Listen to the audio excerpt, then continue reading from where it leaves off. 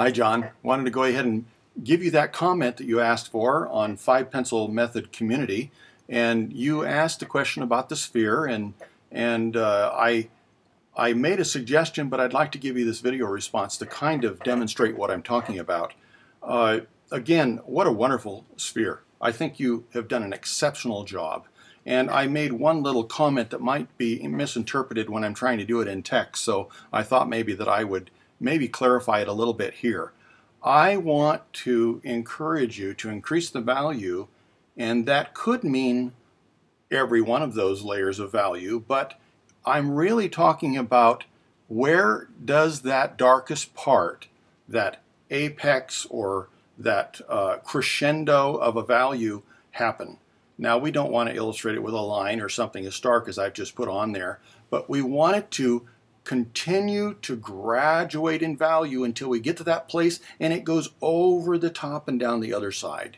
A little bit like the apex, but we're talking about that deepest value we have to work with, but we want to not have everything go very flat. So if you're not careful, remember the rule is that everything that is the same value will show as flat.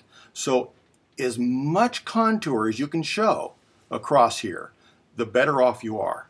And what I'm talking about is increasing the value here so that you can afford to put a little more here.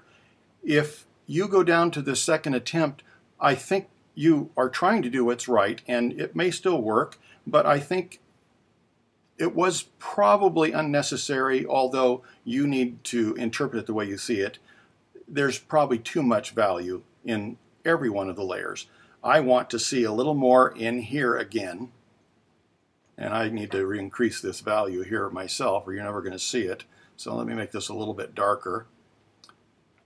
And I think that if you find that again, that crescendo, that place where it's just as dark as it's going to be, and then you start going lighter and lighter and lighter. Obviously, it's that way on both sides of the equation. It gets lighter as it goes this way, and it gets lighter as it goes this way. But this allows you to actually put a little more of that value here without having this all become flat. Now, we want to be able to become as sensitive as we can to see that slightest variation in value. We want to be able to, again, always think curve and contour.